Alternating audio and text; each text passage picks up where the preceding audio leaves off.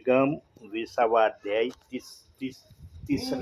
ही त्या मनुष्याला विन्मुख होऊन त्याचा स्वजनातून उच्छेद करेन, कारण त्याने आपले अपत्य मूर्खास अर्पून माझे पवित्र स्थान भ्रष्ट केले आहे आणि माझ्या पवित्र नावाला कलंक लावला आहे. चौथं, मूर्खाला आपले अपत्य अर्पिण्याकडे देशाचे लोक डोळे झाक करून त्याला जीवे मारणार नाही. निर्गम 20वा अध्याय काढा ना. निर्गम 20वा अध्याय 3 आणि 4.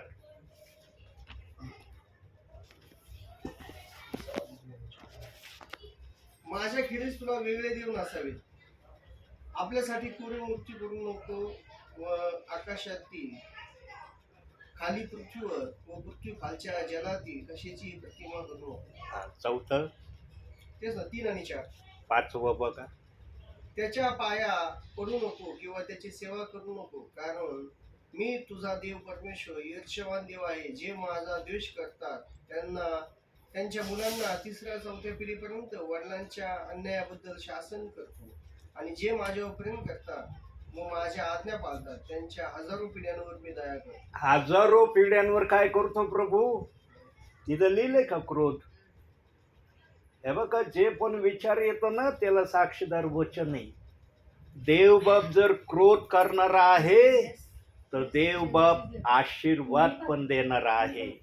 त्याच्याजवळ क्रोधाची भाषा आहे आणि त्याच्याजवळ आशीर्वादाची भाषा आहे. आताच विचारातून देवबाप बोलला ना, आज हे जे काही तुमच्या जवळ आहे, तुमच्या वाढ वडिलांनी ज्या झळाया खाल्ल्या, जे प्रभूला प्रसन्न केलं, जे प्रभूच्या भयात त्यांना राहायला जसं पण प्रभूंनी शिकवलं किंवा त्यांनी शिकण्याचा प्रयत्न केला, त्याचे आशीर्वाद तुम्ही उपभोगतात. आणि देवबाप काय म्हणतो? जो कोणी माझ्या विरोधात चलतो मी ईर्ष्यावान देव आहे आणि ईर्ष्या मनात धरून चालणार आहे. आणि ही ईर्ष्या 3ऱ्या-4थ्या पिढीपर्यंत चलती त्याच्या डोक्यामध्ये. जर ईर्ष्या त्याच्या डोक्यामध्ये 3ऱ्या-4थ्या पिढीपर्यंत चालती तर त्याच्या मनामध्ये आशीर्वाद पण 3ऱ्या-4थ्या पिढीपर्यंत देण्याची इच्छा राहते. लक्षात घ्या प्रियांनो, वचन दुधारी तलवार आहे. आज एकच भाषा बोलली जाते काही जणांच्या मुखातून, 2 भाषा निघत नाहीत काहींच्या मुखातून. दोन्ही बाजूंनी चालणारं हे वचन आहे. एकीकडे शाप देणार आहे, एकीकडे आशीर्वाद देणार आहे, म्हणून ते दुधारी आहे. पण आज फक्त आशीर्वादाची भाषा बोलली जाते. ती कोणती?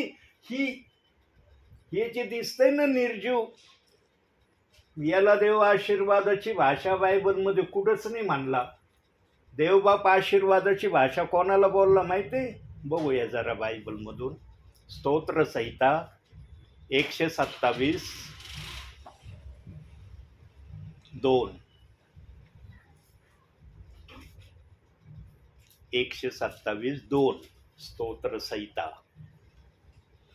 तुम्ही पहाटे उठता, उशिरा विश्रांती घेता व कष्टाचे अन्न खाता, पण हे व्यर्थ आहे. तोच आपल्या प्रियजनास लागेल ते झोपेतही देतो. 3रं वाचा त्याच अध्यायाचं. पहा, संतती हे परमेश्वराने दिलेले धन आहे, पोटचे फळ हे त्याची देणगी आहे. बस. हे धन प्रभू म्हणतो, हे धन नाही. आज अनेक विश्वासणारे हे निर्जीव धनाच्या माग लागलेत, जे आपल्या बरोबर येणार नाही. पण देवबाप आपल्या वचनातून धनाची भाषा बोलतो. आमच्या ताईंच्या बाजूला जो संतती आहे, मुलगा आहे, हे धन, ज्या परिवारामध्ये हे धन आहे त्या व्यक्तीसारखा आशीर्वादित कोणी नाहीये. मग तो गरीब असू द्या, तो श्रीमंत असू द्या, ती भाषा वेगळी आहे.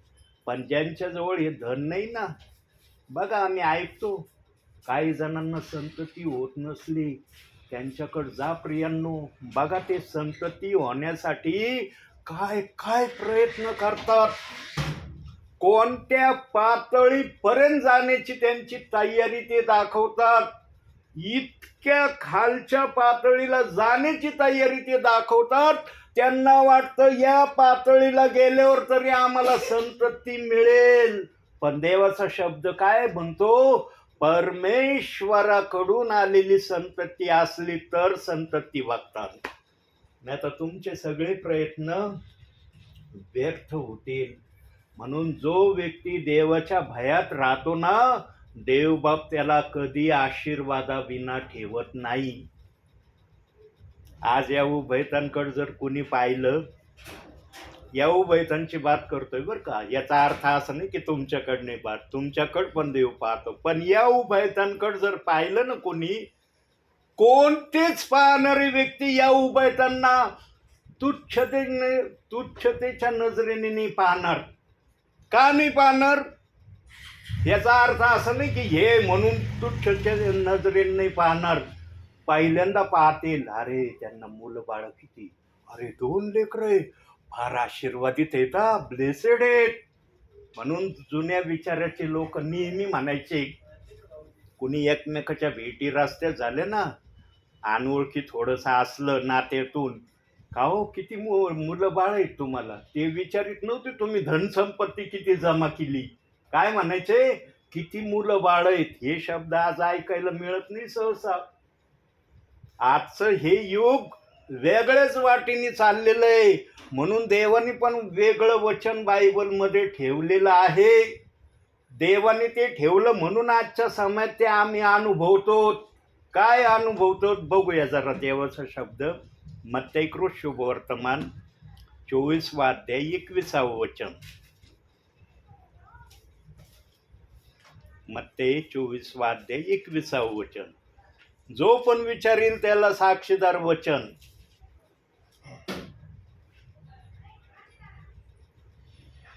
कारण जगाच्या प्रारंभापासून आतापर्यंत आले नाही व पुढे कधी येणार नाही असे मोठे संकट त्या काळी येईल. म्हणजे कोणत्या काळी येईल? या काळी येईल. आजचं कसं वातावरण चाललंय अनुभवतात ना, प्रत्येकाला माहिती आहे आजचं वातावरण कसं चाललंय. पण प्रत्येक जण निमूटपणे सहन करण्याचा प्रयत्न करतो. ज्यांना सहन होत नाही ते काही अंशी बोलतात, सांगतात, त्यांच्या मनात जे काय असेल ते सांगून भडाभडा बोलून आपलं अंतःकरण मोकळं करतात. पण काही जण धीराने नेटाने सहन करत आहेत प्रभूनी. म्हणून प्रभूने सहनशीलता तुमच्यामध्ये आहे का नाही याची तपासणी करण्याचं सांगितलेलं आहे. किती जण आज सहनशीलता माझ्यामध्ये आहे याची तपासणी करतात?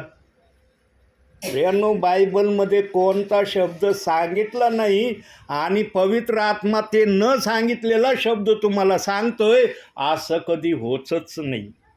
पवित्र आत्म्याने जे लिहिलंय तेच सेवकाच्या मुखातून पवित्र आत्म्यातून निघत आहे. प्रियांनो, जो देव 3ऱ्या-4थ्या पिढीपर्यंत जर शाप आणि त्यांना शासन देतो ना, तोच प्रभू 3ऱ्या-4थ्या पिढीपर्यंत तुम्हाला आशीर्वादाने पण भरायला समर्थ आहे. ते आशीर्वाद कुणी काढून नेणार नाही. आणि सैतान जर याच्यामध्ये घुसला ना तर जळून राख होईल. म्हणून मी मागच्या संदेशात सांगितलं होतं, मला पवित्र आत्मा आठवण करून देतोय. सैतानाने आपल्या दूतांना एक आदेश दिलेला आहे. काय आदेश दिलेला आहे? आकाशामध्ये काही दूत थांबवलेत सैतानाने. त्यांना एकच आदेश दिलाय सैतानाने, जर आत्म्याची प्रार्थना असली आणि जर आत्म्याचा संदेश असला याच्यामध्ये हात घालू नका. हात जर घालता तर हात जळून राख होईल तुमचा. म्हणून सैतानाला प्रभू कुठं टाकणार आहे ना माहिती? सैतानाची जागा कुठं प्रभूने नियुक्त केली? का बरं भट्टीच त्याच्यासाठी नियुक्त केली? दुसरं ठिकाण का प्रभूने त्याच्यासाठी निवडलं नाही? कारण प्रारंभापासून त्याच्या मनामध्ये निगेटिव्ह विचार होते, पॉझिटिव्ह त्याच्या डिक्शनरीतच लिहिलेलं नाही.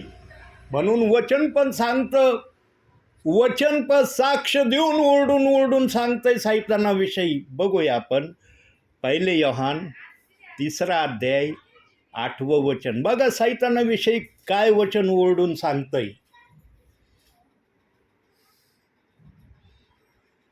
पाप करणारा सैतानाचा आहे, कारण सैतान प्रारंभापासून पाप करत आहे. सैतानाची कृत्य नष्ट करण्यासाठीच देवाचा पुत्र प्रगट झाला. पाहिलं काय देवाचा आत्मा बोलतोय. प्रारंभापासून जरी तो स्वर्गामध्ये प्रभू परमेश्वराला संगीत वाजवून खुश करत होता, त्याच्या अगोदरपासून त्याच्या डोक्यामध्ये फक्त पाप करण्याची इच्छा होती. त्याच्या डोक्यामध्ये पॉझिटिव्हचा विचारच नव्हता, निगेटिव्ह होता. आणि परमेश्वराला हे माहीत होतं की याच्या डोक्यात निगेटिव्ह विचार आहेत, म्हणून देवाने त्याला सर्वश्रेष्ठ स्थानावर आणलं होतं. आणि संगीत वाजवून तरी याच्या डोक्यात पॉझिटिव्ह विचार येतील या अनुषंगाने त्याची नियुक्ती केली होती. नाही तर मिखाईल स्वर्गदूतला काही देवबाप बनवू शकत नव्हता का? असं बनवू शकत नव्हता का? का त्याच दूताला देवबाप्पाने इतकी महान सेवा करण्याची संधी दिली? कारण प्रभूला माहीत होतं याच्या डोक्यात काय भरलेलं आहे. प्रभूला वाटत होतं कदाचित याच्या डोक्यातलं हे वाद्य वाजवण्याच्या याच्यात आणि माझ्या खुशीच्या लहरीमध्ये तो निगेटिव्ह विचार काढील, पॉझिटिव्ह होईल.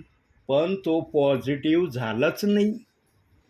देवबाप्पाने इतकी सुवर्ण संधी त्याला दिली, वाद्य वाजवण्याचं सर्वश्रेष्ठ काम दिलं की ज्याच्याद्वारे परमेश्वर खुश व्हायचा, तरी त्याच्या डोक्यातले निगेटिव्ह विचार गेले नाही. बघा इतकं महान काम देऊन पण त्याच्या डोक्याची सुधारणा नाही झाली.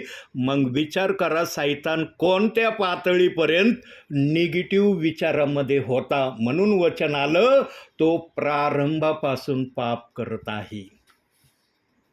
देवबाप जे पण वचन देतो त्याला थोडं फोडूनही सांगतो. त्याला सर्वश्रेष्ठ काम दिलं होतं स्वर्गामध्ये. होतं का त्याच्याशिवाय कोणी वाद्य वाजवणारं? लुसिफर या नावाने त्याचं गौरव होतं, पण त्याला ते लुसिफर नाव देखील प्रभूचं आवडलं नाही. त्याने त्या नावाला देखील शोभणारं काम केलं नाही. प्रियांनो, रात्रंदिवस आमचा प्रभू ना आमचं रक्षण करतोय, म्हणून आम्ही सुरक्षित आहे सैतानापासून. ध्यानात ठेवा. आणि जो प्रभू तुम्हाला सैतानापासून सुरक्षित ठेवतो, आता देवाचा आत्मा कुठं आलाय उतरून? इथं आलाय ना, आलाय ना या ठिकाणी. मान्य करतं ना की देवाचा आत्मा आलाय उतरून या ठिकाणी. तो देवाचा आत्मा पण तुमच्याकडं अपेक्षा करतोय.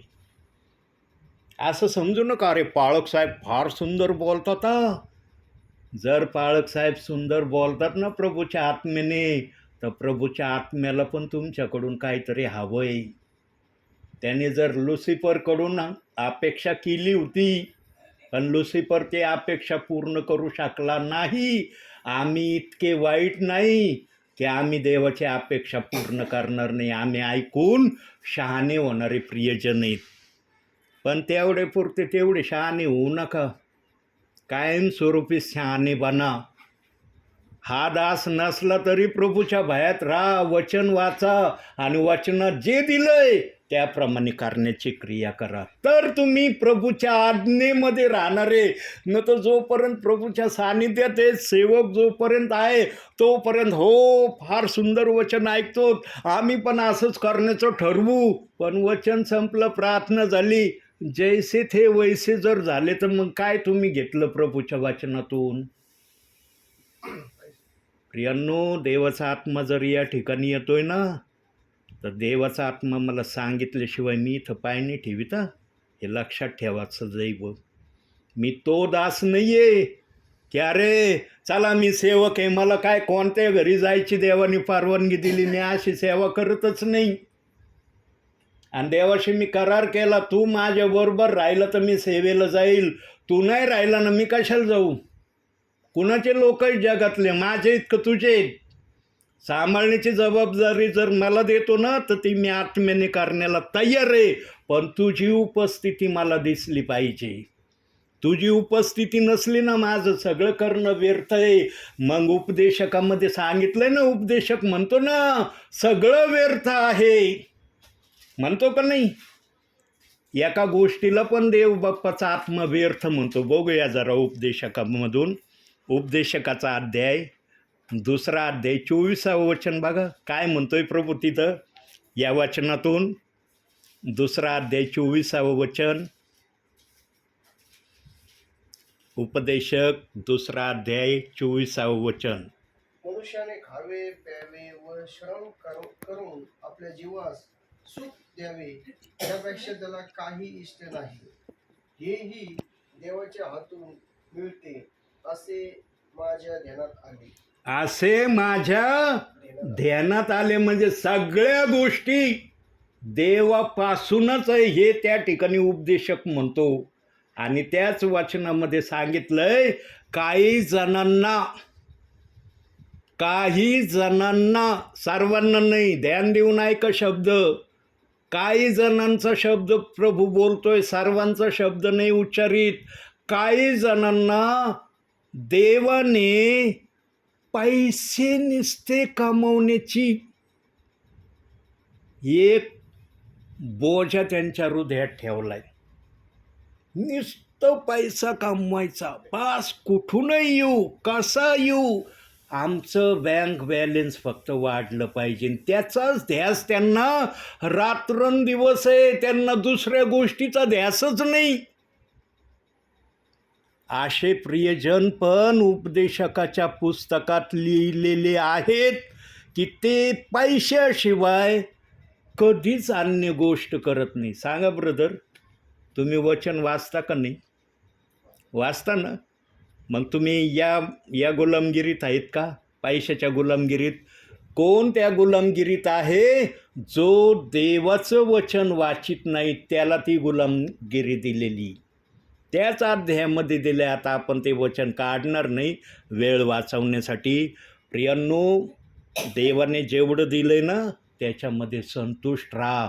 आणि भावी जीवनामध्ये तुमच्या शरीरात जो आत्मा धडधड करतोय ना प्रभूच्या प्रेरणेने, त्या आत्म्याला देवासमोर काहीतरी बोलण्याची जागा तयार करा.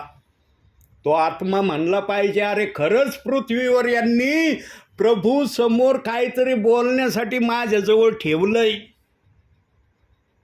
फार प्रियजनांना प्रभू समोर नीट बोलता येणार नाही, म्हणून प्रभूने न्यायाच्या प्रक्रिया 2 ठेवल्यात.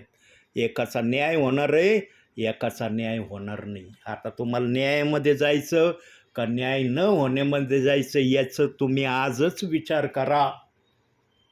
प्रियांनो, बायबलमध्ये सगळ्या गोष्टी दिल्यात. विश्वासणारा कोण प्रभू बरोबर जाणार आहे हे सुद्धा बायबलमध्ये दिलंय.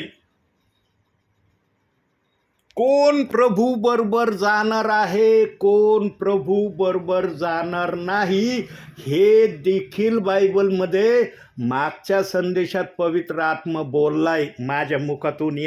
याच्या मागचा संदेश आत्ता 5-6 दिवसापूर्वी जो टाकला त्याच्यात पवित्र आत्मा बोलला की विश्वासणाऱ्यांना कळणार आहे प्रभू आल्यावर माझं प्रभू बरोबर जाणं होणार किंवा नाही.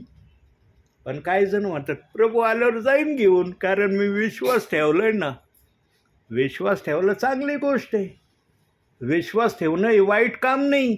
पण विश्वासाबरोबर काय केलंय का नाही?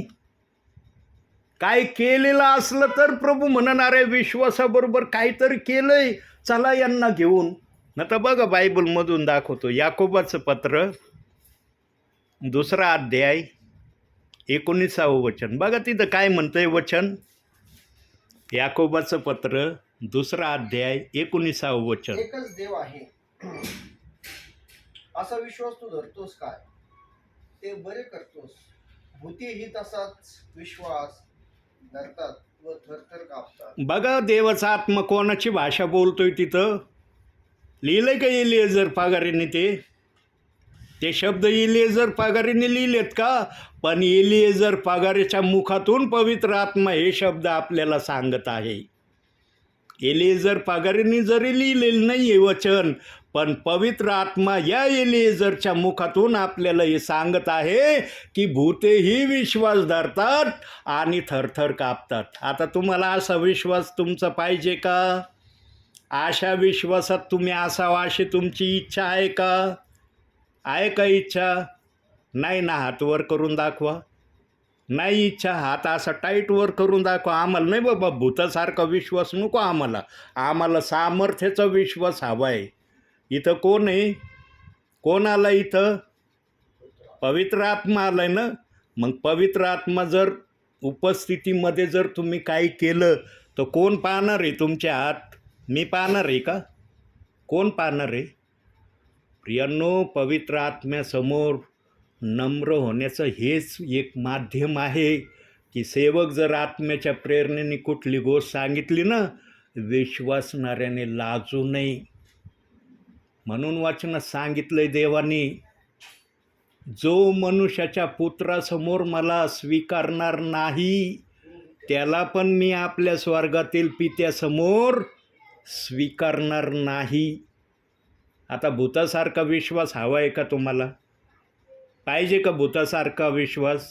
त्या विश्वासासाठी बसलात का तुम्ही इथं? सामर्थ्याचा विश्वास पाहिजे ना. 24वं वचन त्याच अध्यायाचं, याकोबाचं पत्र 2रा अध्याय 24वं वचन. पुढं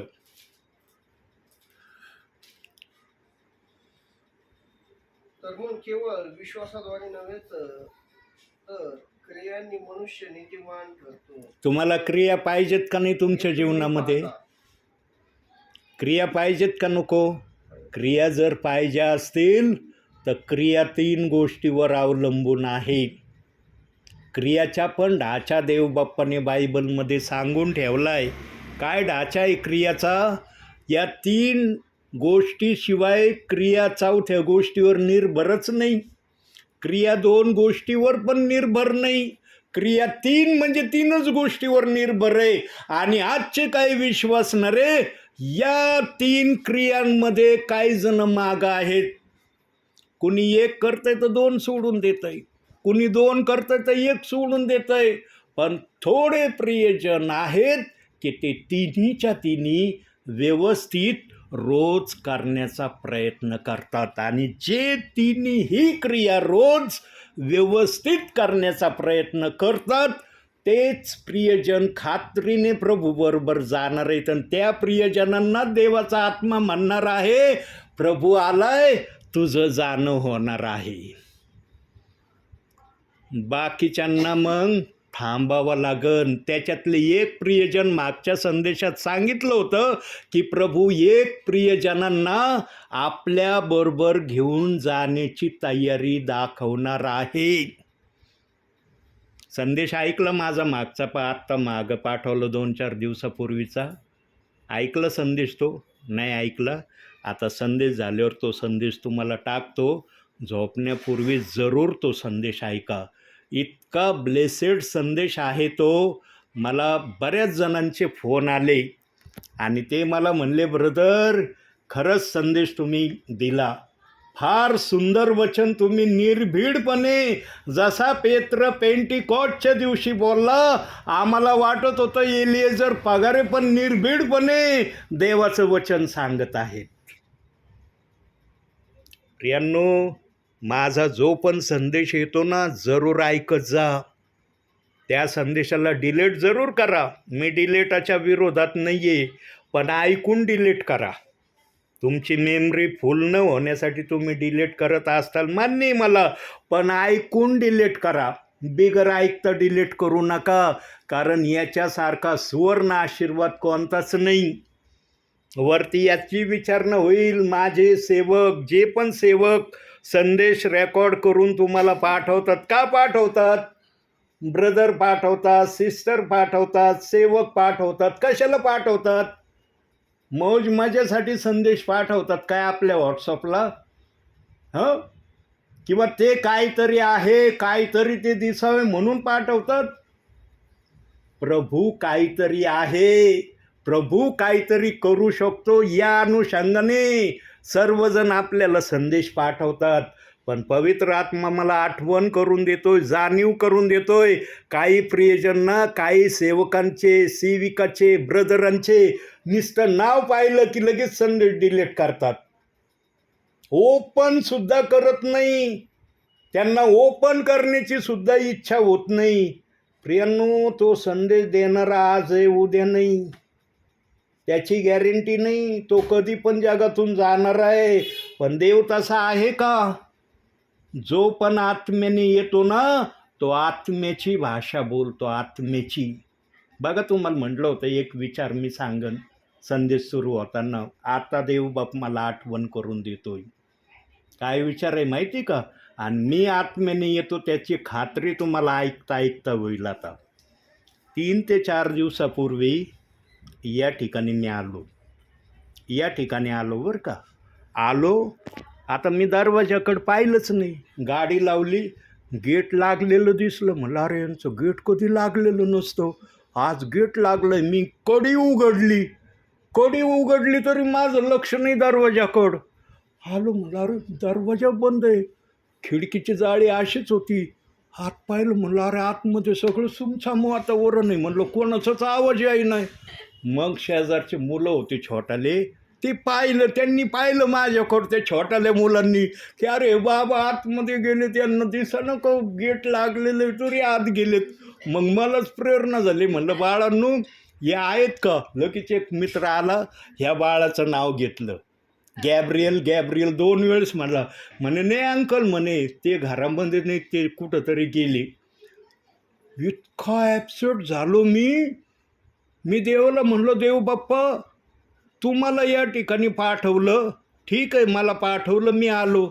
पण तुला तर माहीत होतं ना की हे प्रियजन घरामध्ये नाहीत. मला भलं माहिती नव्हतं, पण तुला तर ठाऊक होतं ना की या घरामध्ये कुणीच नाही, ते कुठंतरी बाहेर गेलेत किंवा चर्चला गेले. शनिवारच्या दिवशी मी आलो होतो आणि इतका निराशाने मी गाडी जड पावलाने काढली. म्हणलं देव बाप्पा हे चांगलं नाही. मी फार मोठ्या आशेने आलो होतो की आत्मा या ठिकाणी काहीतरी बोलणार आहे आज माझ्याद्वारे, पण इथं तर प्रियजनच नाही. कशी बशी गाडी स्टार्ट केली, निघालो, टर्न मारला लगेच पाठीमागचे पावलंच डॅनियल ब्रदर, ते समोरून लाल टी शर्ट घालून. आणि देवाच्या आत्म्याने मला अशी प्रेरणा दिली, हेच जॅक्सन ब्रदरांचे बंधू आहे. मी लगे प्रेज लॉर्ड केला. त्यांनी लगे मला म्हणे थांबलो मी. म्हणलं ब्रदर हे बबलू ब्रदर कुठं गेले? ते म्हणे ते कुठंतरी बाहेर गेलेत म्हणे, ते आज घरी नाहीत.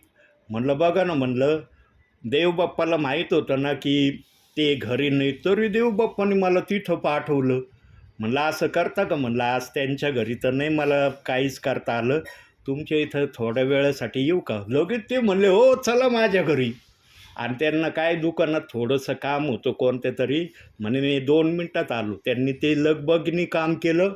त्यांच्या घरी गेलो. मग त्यांच्या घरी असा संदेश आला, जो निरोप तुमच्याकडं देवबाप्पाला द्यायचा होता तो निरोप डॅनियल ब्रदरांच्या इथं दिला. आणि ते वचन ऐकून इतके आनंदी झाले, इतके प्रसन्न झाले. त्यांची मुलगी पण, त्यांच्या मिसेस पण आणि ते स्वतः ब्रदर पण.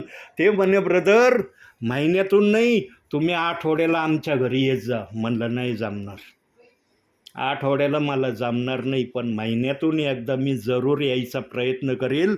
जसं बबलू ब्रदरांच्या इथं येण्यासाठी प्रभू मला प्रेरणा देतो, त्या प्रकारे. त्यांच्या मिसेस म्हणे जरूर या ब्रदर, आमच्या इकडं आल्याशिवाय राहू नका.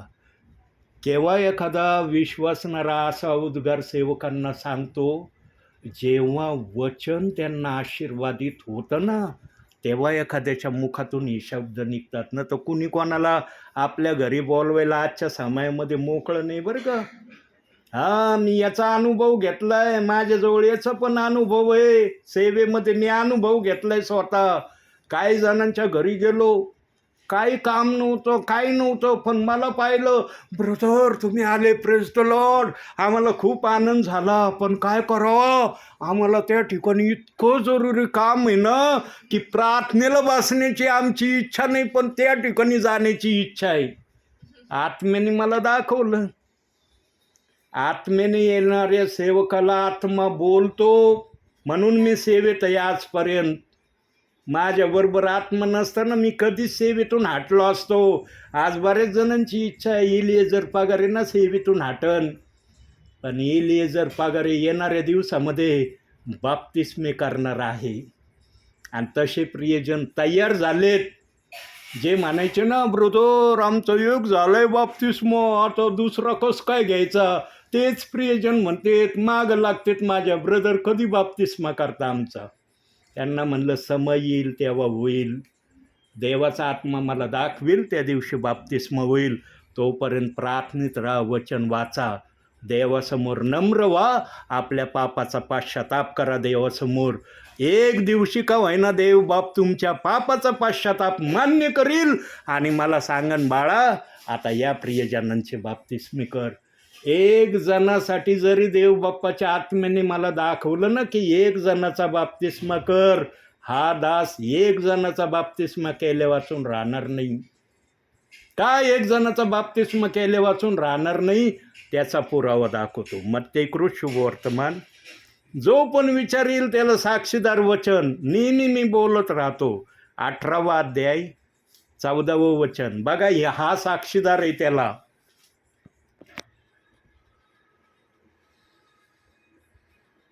तसे या लहानातील एकाचाही नाश व्हावा अशी तुमच्या स्वर्गातील पितेची इच्छा नाही. कोणाची इच्छा नाही? स्वर्गातील पित्याची इच्छा नाही. म्हणजे देव बाप एक आत्मेला वाचवण्याची तयारी दाखवतो. म्हणून आमचा देव बाप 99 सोडून एकाला धुंडायला गेला. नाही तर म्हणू शकत होता 99 फार आहे, ती एक काय जाऊ दे, हरवलं हरू पडतं तिकडंच. नाही ना ऐकत, ते गेलं ना काळपातून, जा तिकडंच, आता मी नाही येत तुला शोधायला. म्हणलं का आमचा प्रभू असा? कारण आमच्या प्रभूच्या हृदयात कळवळ्याचा आत्मा आहे, क्षमा करण्याचा आत्मा आहे, आपल्या विश्वासणाऱ्याला राज्यात घेण्याचा आत्मा आहे. म्हणून आमचा प्रभू 99 सोडून एकाला धुंडायला गेला. आता बोलवलेले पण काही जण प्रभू घेणारे बोलवतं ना आत्मा. आता ते कोणते बोलवलेले घेणारे, कोणत्या बोलवलेल्यांची देव बाप्पाला दया येणारे, ते पण वाचनातून बघू.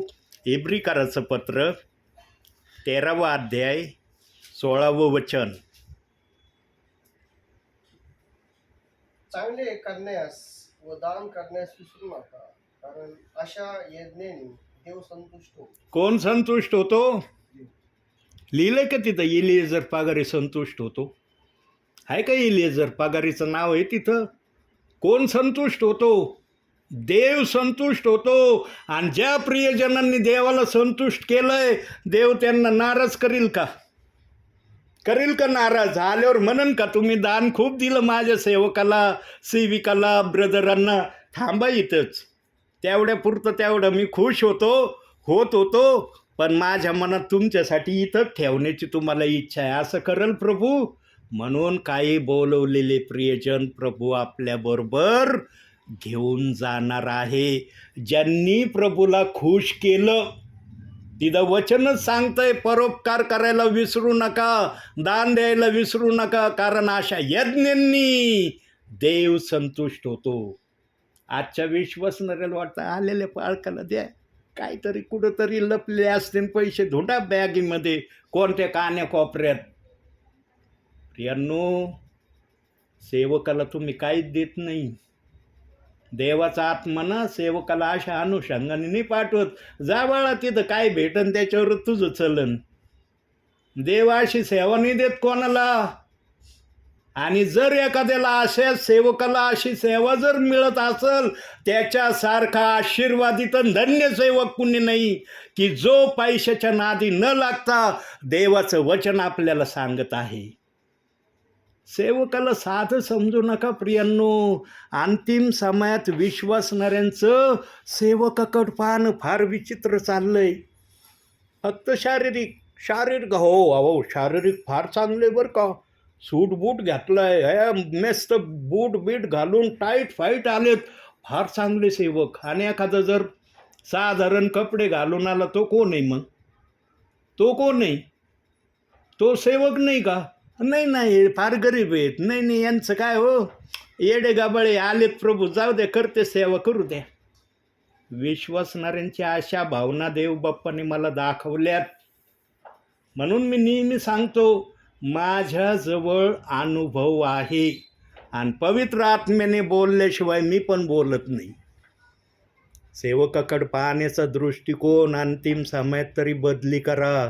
त्या चोरांनी पण, दोन्ही चोरांनी विचार नाही केला, अरे आम्ही आमच्या भावी जीवनात काय केलंय, हा भला देवाचा पुत्र आमच्याकडं पाहतोय, आम्ही कशी नजर उचलून याच्याकडं बघावं, आम्ही तर काही चांगलं केलेलंच नाही, आमची हिंमतच व्हायना येशूकडं बघण्याची, तो बघतोय पण आम्ही नाही बघत त्याच्याकडं. देवाच्या आत्म्याने त्यांना पण ती शक्ती दिली, मी जर तुमच्याकडं पाहतो तुम्ही पण माझ्याकडं पहा. पण पाहण्याचे दोन प्रकार दिसले. एक जणाने जगिक दृष्टिकोनातून पाहिलं, एक जणाने आत्मिक दृष्टिकोनातून पाहिलं. ज्याने आत्मिक दृष्टिकोनातून पाहिलं तो सुखलोकात आहे आज, पण ज्याने जगिक दृष्टिकोनातून पाहिलं तो कुठं आहे आजच्या समयाला मला सांगता येणार नाही. पण एवढं निश्चित सांगू शकतो मी की तो योग्य ठिकाणी नसणार, तो अयोग्य ठिकाणीच असन. आणि त्या ठिकाणी तो तडपत असन, अरे त्या उजवीकडेनी जे उत्तर दिलं तसं जरी मला उत्तर देता नाही आलं, एवढं तर मी देवाला म्हणू शकत होतो, मी माझ्या भावी जीवनात खूप पाप केले प्रभू, माझ्या पापांना क्षमा कर, आणि तू ज्या ठिकाणी राहतो त्या ठिकाणी मला येण्याची तू परवानगी दे. एवढं जर म्हणलं असतो तर आज मी जे अयोग्य ठिकाणी आलोय, योग्य ठिकाणी मी पण गेलो असतो त्या चोरासारखं. प्रियांनो, तो समय निघून गेला. तो समय आमच्यासाठी भूतकाळ आहे. वर्तमान काळामध्ये तुम्ही आज तुमच्यासाठी प्रभू पाहत आहे की माझे हे प्रियजन मी माझ्या रक्ताने विकत घेतलेत, सैतानाच्या हातातून यांना काढून घेतलंय. माझे हे प्रियजन मला किती संतुष्ट करतात. भावी जीवनामध्ये जर प्रभूला संतुष्ट केलं ना प्रियांनो, कुणी जरी तुम्हाला नाही पाहिलं ना चालेल, पण देव पाहीन. देव मन आणि अंतःकरण ओळखणारा आहे. तो तुमच्या सत्कार्याला दुर्कार्यामध्ये कधीच बदलणार नाही. सत्कार्याचं सत्कार्यच तुम्हाला आशीर्वाद मिळन, पण सत्कार्य केलेलं असलं तर भेटन ना. म्हणून काही बोलवलेल्या प्रियजनांना प्रभू आपल्याबरोबर घेणार आहे. पण ते बोलवलेले प्रियजन स्वर्गात जाणार नाहीत, हे पण लक्षात ठेवा. लक्षात ठेवा ही बात. न तर म्हणताना रे दास बोलू राय रे, हे बोलवलेले घेणार म्हणजे ते पण स्वर्गात येणार. स्वर्गात प्रभू त्यांना नाही घेणार. का नाही घेणार स्वर्गात? कारण देव बाप्पांनी सांगितलंय, आकाश पृथ्वी नाहीत तशी होतील, माझी वचने नाहीत तशी होणार नाही. ज्यांनी वचनाच्या विरोधात भाषा बोलली त्या प्रियजनांना प्रभू सोडणार नाही. लक्षात ठेवा ही बात. कुणी जर म्हणलं काय नाही आम्ही एकदा म्हणलो होतो, एकदा म्हणलेलं देव बाप्पाने आठवणार. ठीक आहे, एकदा बोलले तुम्ही, मान्य आहे देवाला, पण देव बाप्पांनी तुम्हाला एकदा बोलल्यावर जगातून काढून नेले का? जगात आहेत ना तुम्ही.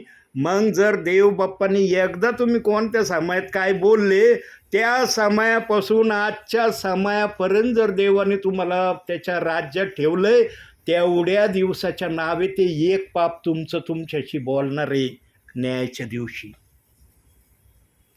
प्रियांनो, असं समजू नका आम्ही एकदा कधीतरी बोललो, देवही विसरून गेला, सण आम्ही विसरून गेलो. देव कधीच विसरत नाही. ध्यानात धरतो, लिहून ठेवतो जीवनाच्या पुस्तकात. पण सुधारण्यासाठी तो त्याला या जगामध्ये ठेवतो की हा कधीतरी सुधरण, आणि अंतिम समयात देवाचा आत्मा सेवकांच्याद्वारे त्या प्रियजनांना जाग करणार आहे, जे आज तुम्ही ऐकत आहात. प्रियांनो, देवाचा आत्मा इथं येतो ना काहीतरी सांगण्यासाठी येतो, काहीतरी देण्यासाठी येतो, काहीतरी घेण्यासाठी येतो.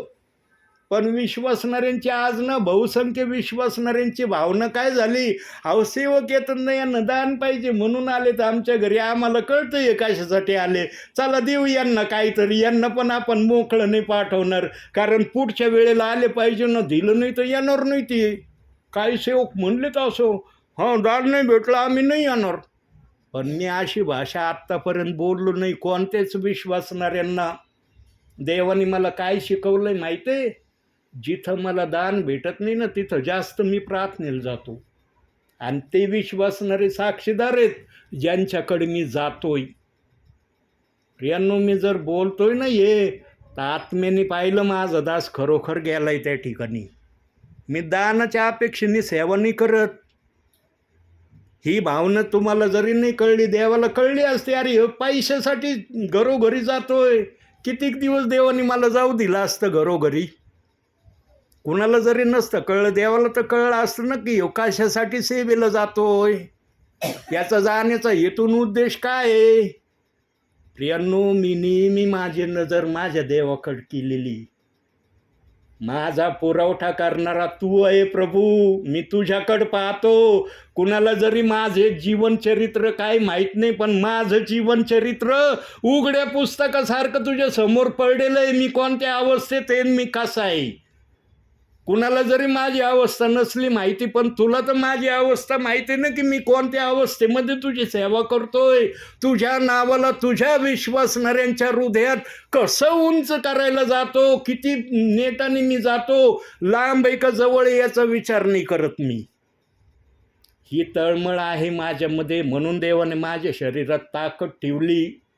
जरी 64 वय चाललंय ना, पण मला असं वाटतं गाडी चालवताना जसं काय मी 18 वर्षाचा पहिल्या जवानीच्या याच्यात पाय ठेवलेला तरुण असल्यासारखं वाटतं मला. म्हणून एवढी मोठी गाडी चालवतोय मी. आत्तापर्यंत एक अपघात नाही, एक ॲक्सिडेंट नाही माझ्या गाडीच्या नावावर की मी कुठं काहीतरी कुणाला तरी धडक दिली किंवा काय केलं, एक नाही माझ्या नावे. कोण गाडी चालवतं माझा येशू माझी गाडी चालवतो. तो गाडीला नियंत्रणात ठेवतो आणि मला सांगतो, बाळा अशी गाडी चालव. प्रियांनो, या दासाचं जर ऐकलं ना, निश्चित आत्मिक धनवान तुम्ही होता. मी असं नाही म्हणत तुम्ही आत्मिक धनवान नाही, पण अधिक वाढ आत्मिक धनामध्ये होईन तुमची. न तर काही जण काय करतात, ह्या कानाने घेतात, जा बाबा या कानाने, इकडून लय गोड आलं, इकडून जा आता, निघ इकडून बाहेर, कारण हे जर डोक्यात घेतलं तर मग आमचं जीणं मुश्किल होईल. प्रियांनो, असं जीवन जगू नका. देवाला आवडणारं जीवन काय आहे, हे आवडणारं जीवन आहे. म्हणून देवाने हे दिलंय आम्हाला. हे असंच नाही दिलं. काही जणांना तर हे माहिती नाही की हे पवित्र शास्त्र कशाला दिलंय देवानी. काही जण पवित्र शास्त्र खोलीत नाहीत, वर्षानुवर्ष त्यांचं शास्त्र एका जागेवर मी पाहिलंय. प्रियांनो, खरं सांगतो मी आत्म्याच्या प्रेरणेने, हे बघा आत्ता नाही तर कधीच नाही अशी घटका आलेली आहे. म्हणून आजपासून जर तुम्ही करत असाल तर थोडीशी वाढ करा त्याच्यामध्ये. मला त्या दिवशी या बाळाचं खूप मला आश्चर्य वाटलं. किती आईच्या धाकामध्ये मुलं आहेत ना, तर काही मुलं म्हणले ते जाऊ दे मम्मी, ते आले तुम्हीच बसा, आम्ही आमचा अभ्यास करायला जातो. पण या बाळांनी तसा शब्द काढला नाही मुखातून. आई म्हणली, बाळा बस इथं प्रार्थनेला, अभ्यासानंतर पहिलं देवाचं गौरव. आणि विचारलं मी ताईंना तर म्हणे माझ्या मुलाचा पेपर खूप चांगलं गेलं. अहो कधी वाईट पेपर जाणारच नाही. ज्यांनी देवाचा सन्मान केला देवबाप त्यांचा पेपर अवघड जाऊ देईल का. म्हणून मी पकोडीच्या एक प्रेरणा बहिणीचं सांगितलं होतं. ते नाव मला माहिती नव्हतं, पण आता नाव माझं पाठ झालं आहे. त्या बहिणीला इतकं SSC बोर्डामध्ये देवबाप्पाने चांगल्या गुणांनी पास केलं, आणि 15 ऑगस्टच्या दिवशी त्या मुलीचा इतका सत्कार शाळेमध्ये झाला. प्रियांनो, जे देवाच्या आज्ञा मानतात ना, देवबाप त्यांना सत्कार करण्याचं पात्र बनवतो. म्हणून प्रियांनो, तुम्ही पण त्या वाटेवर आपल्या मुलांना घेऊन चाललात, फार चांगलं कार्य करता. पण यांना एक गोष्ट शिकवा. कोणती गोष्ट शिकवा?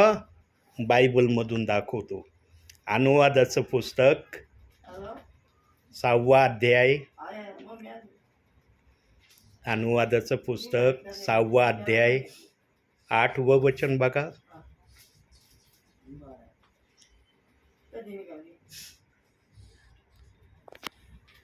8वं वचन.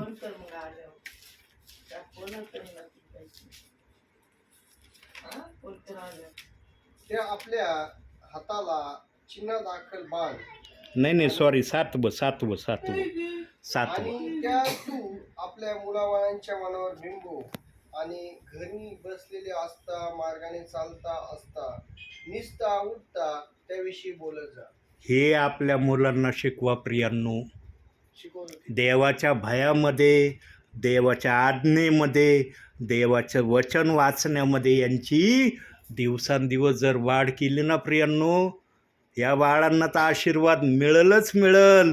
पण तुम्ही त्या आशीर्वादाचे हकदार राहणार, कारण तुम्ही परमेश्वराने दिलेल्या धनाला योग्य वाटेने चालण्यासाठी शिकवलं, म्हणून त्याचं प्रतिफळ तुमच्या नावे राहील. अनेक प्रियजन या वचनाप्रमाणे आपल्या मुलाबाळांना शिकवित नाहीत प्रियांनो. आज मी अनुभव घेतला आहे, माझ्याजवळ या गोष्टीचा पण अनुभव आहे. थोडे परिवार मी पाहिले की ते आत्ता वाचलेल्या वचनाप्रमाणे त्या मुलांच्या क्रिया मला दिसतात. ज्यांच्याजवळ क्रिया आहे त्यांच्याजवळ आज्ञापालन आहे. ज्यांच्याजवळ क्रिया नाही ना, त्यांच्याजवळ आज्ञापालन नाही. जे सेवक आल्यावर गपचूपरित्या सगळे कामं सोडून प्रार्थनेला बसतात, ते क्रिया करणारे प्रियजन आहेत. आणि या क्रिया करणाऱ्यांमध्ये तुमच्या उभयतांचे नावं आहेत. बघा, तुमचे दोन्ही मुलं बसलेत का नाही? म्हणू शकत होते ना, आम्हाला उद्या शाळेला जायचं आहे, उशीर होईल, आम्हाला जागायची का नाही सकाळची माहीत नाही, आता हे पालक साहेब कधी यांचा संदेश आटोपतेत माहीत नाही, आम्हाला झोपा यायची वेळ आली. असं यांच्या चेहऱ्यावरच मला दिसत नाही. प्रियांनो, ज्यांना देवाचा आत्मा चालवतो ना, त्यांना सामर्थ्य देणारा देवाचा आत्मा आहे. आणि वेळेच्या आत हे दोन्ही मुलं जागे होतील. एखाद्या वेळेस तुम्हाला जाग येणार नाही, हे तुम्हाला उठवायला येतील. टाईम झाला, उठा, आम्हाला शाळेला जायचं आहे, असं होऊ शकतं. जर हे शब्द माझ्या मुखातून निघतात तर अशी प्रक्रिया पण देवबाप या मुलांच्याद्वारे करू शकतो. देवाला दिलेला वेळ कधीच वाया जात नाही प्रियांनो, हे लक्षात घ्या. हे देवबाप्पाला विशेष करून सांगायचं आहे. आणि प्रियांनो, शेवटी आता मी पण थांबणार आहे या ठिकाणी, फार वेळ नाही घेत तुमचा. शेवटी एकच वाद सांगतो आणि या ठिकाणी मी माझं बोलणं समाप्त करतो. प्रभू येशू ख्रिस्ताचं येणं होईपर्यंत, आहे का माहिती प्रभू येशू ख्रिस्त कधी येणार आहे? तुम्हाला माहीत आहे का? मला माहीत आहे का? पण आम्हाला एवढं माहीत आहे की आमचा प्रभू येशू ख्रिस्त आता येणार आहे. पण कधी येणार आहे हे कोणाला माहिती नाही. तो येण्यापर्यंत 10 कुंवारिकेच्या दाखल्यामध्ये 5 शहाण्या होत्या, 5 मूर्ख होत्या. आम्ही शहाण्यामध्येच देवासमोर प्रत्येक समयाला देवासमोर हजर राहण्याचा प्रयत्न करा. ही जर प्रक्रिया आम्ही आमच्या भावी जीवनामध्ये रोज आणि रोज केली ना, कोणत्याही समयाला प्रभूला येऊ द्या, रात्री तुम्ही झोपेत जरी असले तरी दूतांना तो आज्ञा देईन, आज्ञा पालनामध्ये होते, यांना घेऊन चल. हे जरी शारीरिक निद्रेत आहेत ना, यांना बरोबर घेऊन चल. प्रियांनो, स्वर्गदूत त्याच विश्वासणाऱ्यांना घेऊन जाणार आहे ज्या विश्वासणाऱ्यांविषयी येशू ख्रिस्त देवदूतांना सांगणार आहे. आणि त्या निवडलेल्यांमध्ये बोलवलेल्या प्रियजनांना पण प्रभू घेणार आहे, जे वचनातून दाखवलं आहे. किती आमचा प्रभू चांगला आहे का त्याच्या नजरेमध्ये पक्षपात, अन्याय? म्हणून प्रियांनो, वचन वाचणे, प्रार्थना करणे, आज्ञापालन करणे, या 3 गोष्टीला प्रभूला येईपर्यंत चिटकून राहा आणि याप्रमाणे करण्याचा सतत प्रयत्न करा. म्हणून आजच्या छोट्याशा संदेशातून देवबाप तुम्हाला आणि मला भरपूर आणि भरपूर आशीर्वाद देऊ. आमेन. आता या ठिकाणी मी